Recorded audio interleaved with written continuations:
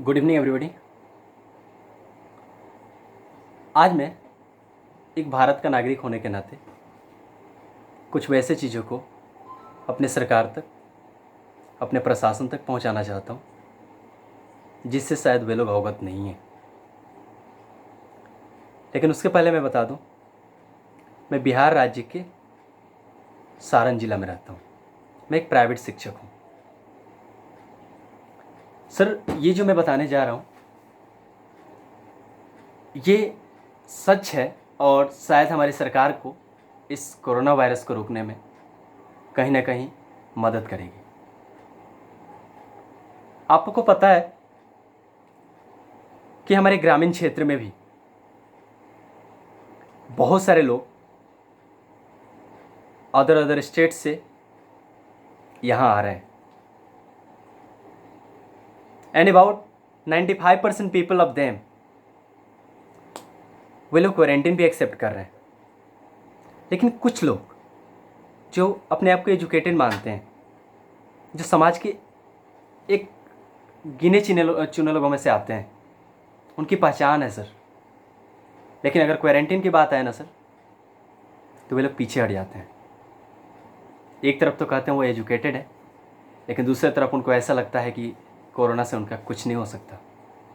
शायद वो भूल जाते हैं कि उनका एक मिस्टेक उनके परिवार को ख़त्म कर देगा, उनके परिवार के साथ साथ उनके पूरे कम्युनिटी को ख़त्म कर देगा। और इस तरीके की इन्फॉर्मेशन में हमारा कोई पदाधिकारी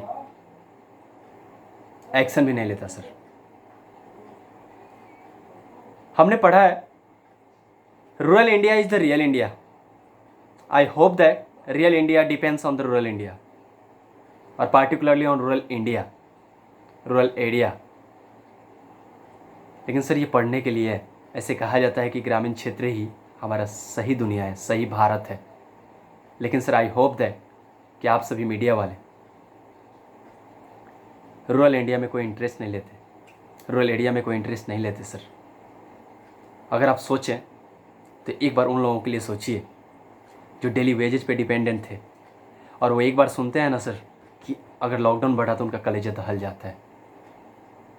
लेकिन because of this kinds of the people, they are going to be worried about their future.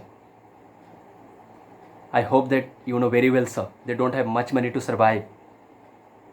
Regularly they are going to worry about their family member, how they will survive.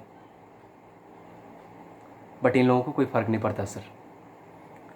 So it's my humble request to the government, media, even the responsible people who have the particular responsibility of the particular society, community, state or government.